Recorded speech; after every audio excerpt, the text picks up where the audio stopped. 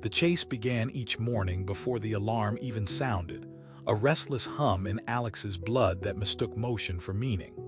It was a pursuit of a phantom, a feeling called happiness that was always one promotion, one purchase, one perfectly curated post away. Alex was a young professional, a climber on a glass mountain, each hard-won inch of altitude offering a breathtaking view of the next, higher peak. The world saw a trajectory of success, a sleek apartment, a respectable title, a wardrobe of quiet luxury.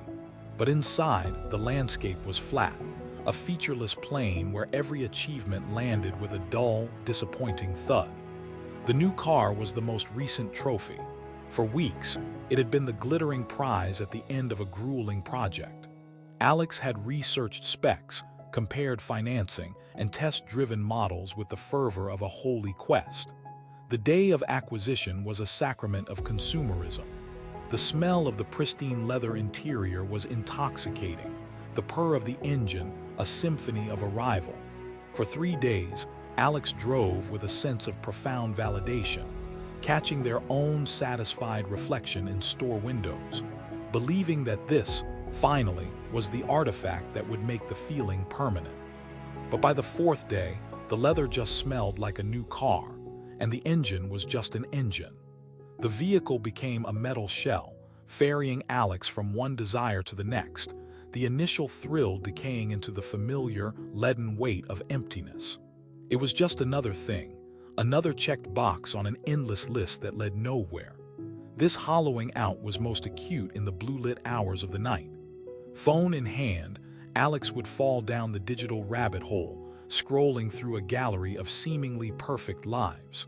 There was a former colleague building a sustainable farm in Portugal, a university friend summiting a Himalayan peak, an influencer whose every sunset was more vibrant, every meal more artful, every relationship more passionate. Each image was a small, sharp sting. Alex envied their purpose, their apparent joy, their struggle that looked so noble and photogenic. It never occurred to Alex that they were comparing their own raw, unedited reality to someone else's highlight reel. The envy was a poison, and Alex drank it willingly, using it to fuel the next day's desperate chase, ignoring the quiet, internal turmoil that whispered this was all a wrong turn. The failed relationship with Sam was the chasm that finally cracked the facade open. It had not been a dramatic explosion, but a slow, quiet erosion. Alex had tried to build it with the same tools used for everything else. Expensive dinners, lavish gifts, a social media presence that screamed couple goals. But Sam had wanted something else, something Alex could not commodify: presence, vulnerability, a shared stillness. When Sam left, citing a profound loneliness even when they were together, it did not feel like a heartbreak so much as a diagnosis. The despair that followed was colder and deeper than any previous dissatisfaction. It was the despair of realizing that even the most intimate human connection could be turned into another item on the list, another performance that had ultimately failed. Alex was living the unacknowledged prophecy of the last man, a life Nietzsche warned of, blinking in comfortable, convenient contentment. There was no great hunger, no great love, no great hatred, only the petty pursuit of pleasure and the avoidance of all pain. The struggle had been outsourced, the challenges were synthetic, and the soul, unchallenged and untested, was quietly atrophying. The chase was endless because the destination did not exist. Alex was running in a beautifully appointed, gilded cage, mistaking the frantic pace for freedom and slowly, surely, starving to death at a full table. The breakdown was not a dramatic, cinematic shattering, but a quiet, internal collapse. It happened on an unremarkable Tuesday, as Alex sat in the driver's seat of the now familiar car, unable to turn the key. The will to move, to chase, had simply evaporated, leaving behind a vacuum of absolute stillness. For days, Alex drifted through the apartment like a ghost, the silence of the place a stark contrast to the usual frantic noise of ambition. The chase was over, and all that remained was the hollowed-out runner, stranded at a finish line that had never been real. It was in this state of profound inertia that Alex found himself in a park at dawn, drawn there by some deep, cellular need for something that was not a screen or a wall.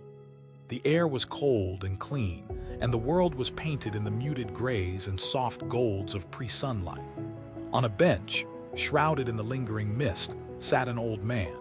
He was not remarkable to look at, wrapped in a worn coat, his hands resting on a gnarled wooden cane. But his eyes held a peculiar quality. They were not looking at the world but into it with a calm, penetrating stillness.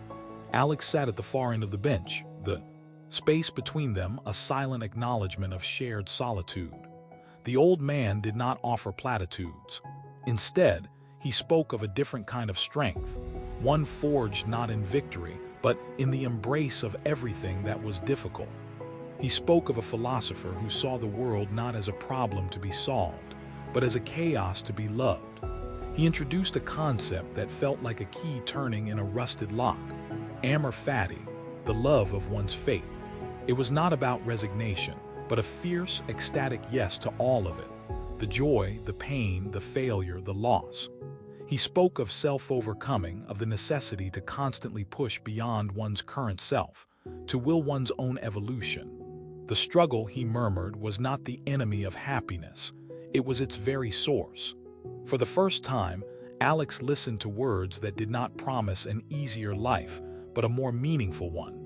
Inspired by a flicker of this new, strange fire, Alex abandoned the pursuit of easy accolades and chose a difficult personal project. To build a wooden kayak from a kit, a craft that demanded patience and precision far outside their skill set. The garage became a sanctuary of frustration. Fingers were bruised by misplaced hammer blows. Expensive planks of